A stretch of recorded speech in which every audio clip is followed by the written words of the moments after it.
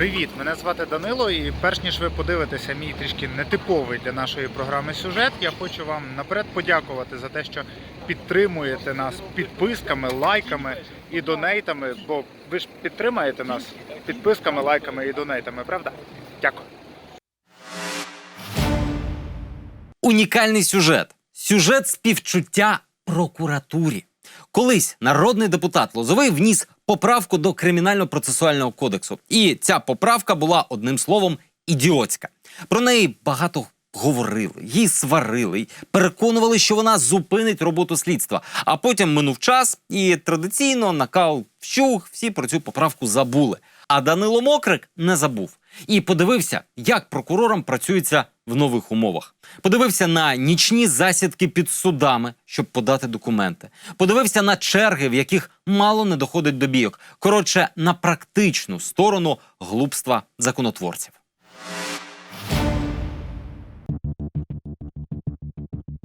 Шоста година ранку. Двір Печерського райсуду Києва.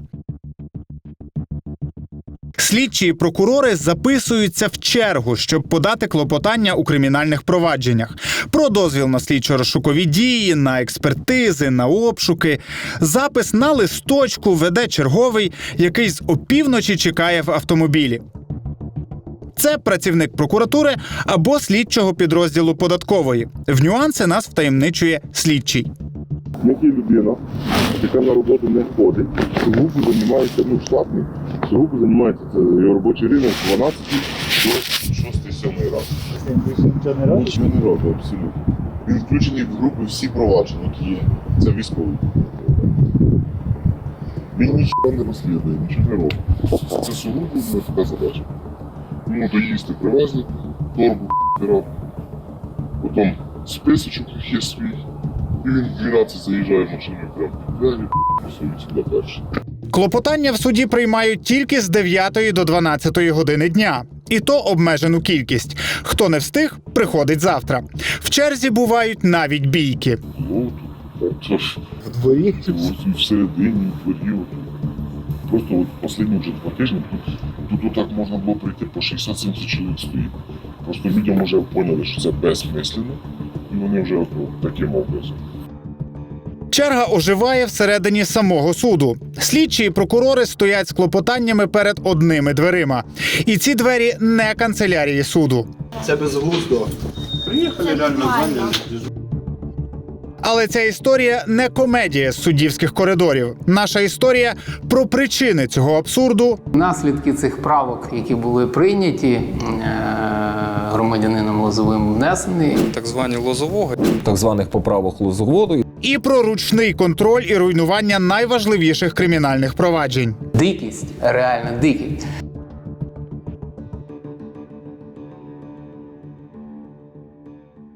Чому в судах виростають ці дикі черги зі слідчих і прокурорів? Бо в жовтні 2017 року парламент змусив правоохоронців іти в суд за дозволом буквально на кожен чих. Щоб провести будь-яку експертизу, слідству тепер потрібне добро судді. Щоб продовжити строки розслідування – теж. Дамбу, яка і так тріщала, прорвало. Давай заходи біля. Що це таке? Або я його ти стоїш. 30 пішов. Ну що мені тебе толкати, що? Ну встань і заходь, по черзі, якщо йде.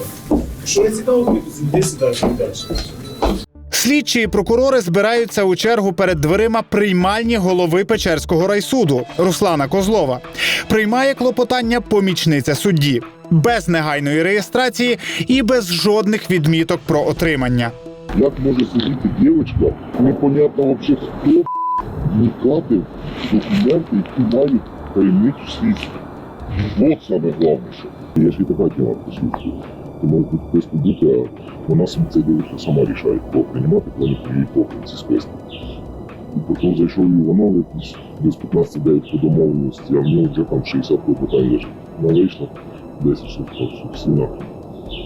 Є ситуація, коли в приймальні, тобто там голови суду вирішуються питання, чи приймати, чи не приймати, і якщо відмовляють навіть у прийомі, то це не оскаржиш, тому що ніхто відмітки не ставлять. А в канцелярії відмовляються приймати клопотання, хоча б Це безпідставно.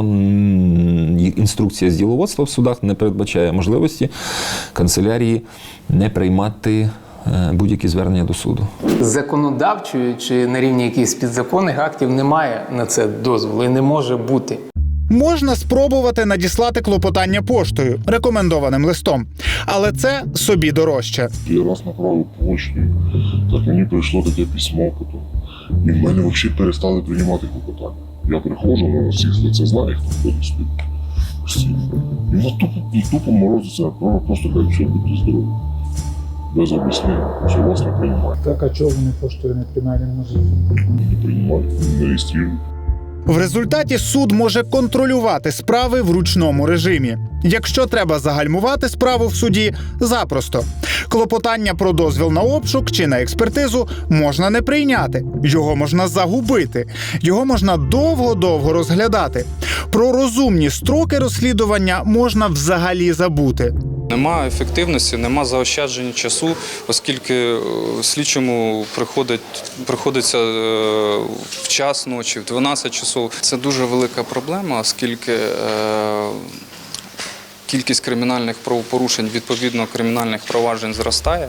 А якраз Печерський суд має особливе значення. Справи центральних підрозділів Нацполіції, СБУ, ДБР, Податкової і Генеральної прокуратури – його юрисдикція.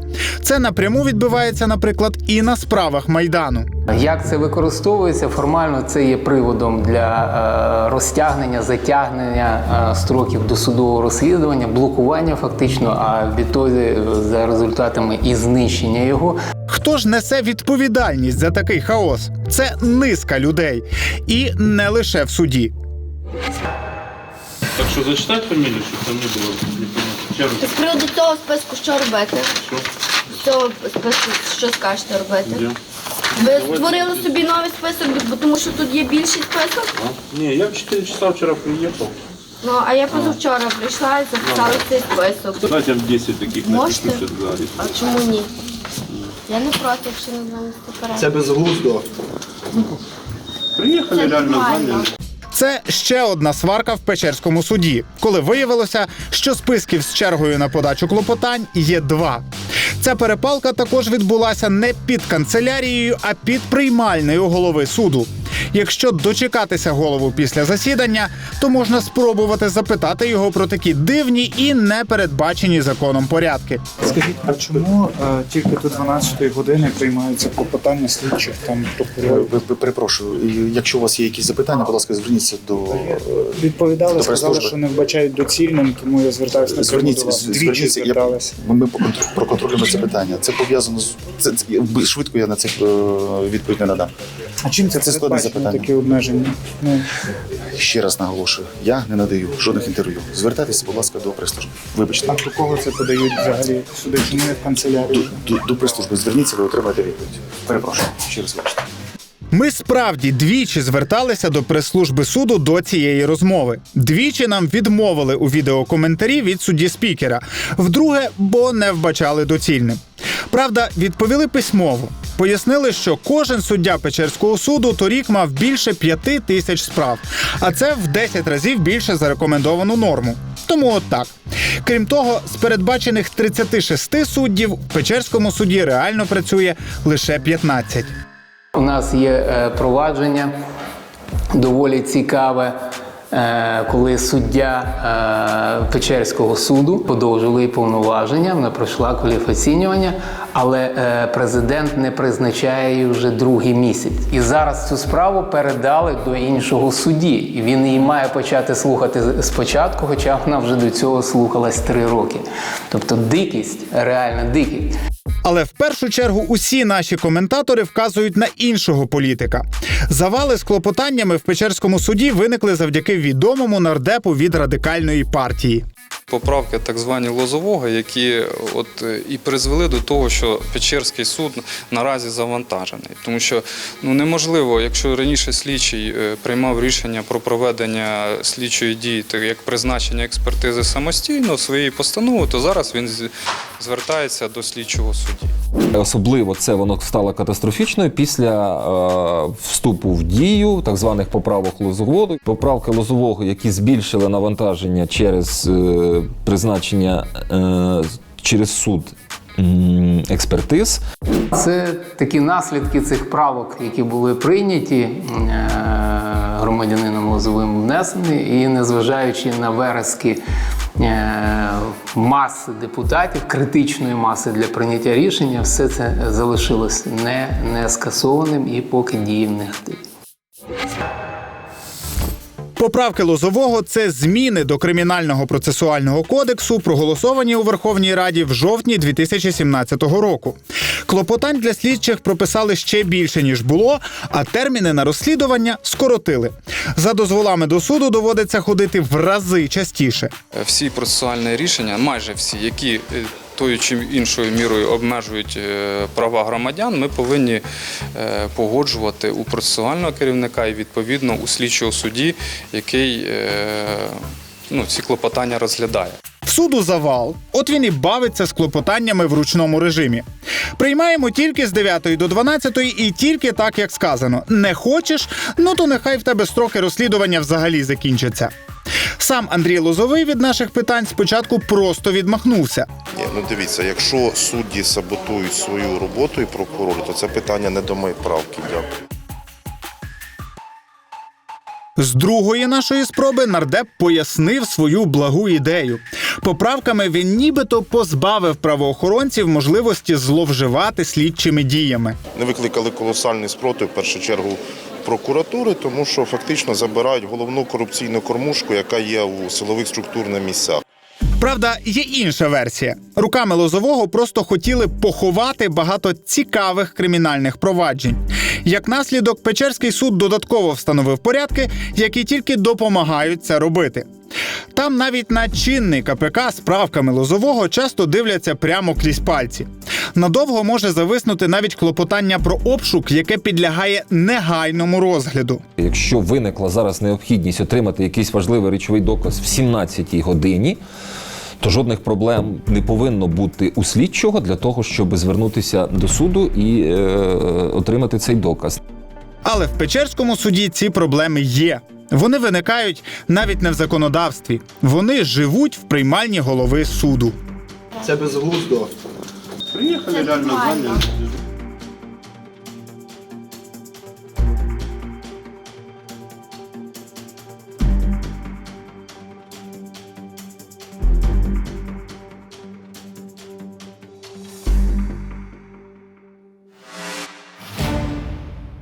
Ну що ж, а на сьогодні все. Нагадую, ось це наш YouTube. Вам має сенс на нього підписатись. Ось це наш Фейсбук і Інстаграм. Приходьте туди, підписуйтесь і ставте нам різні питання. А на ось цю електронну пошту скидайте тему, якщо ви знаєте щось цікаве.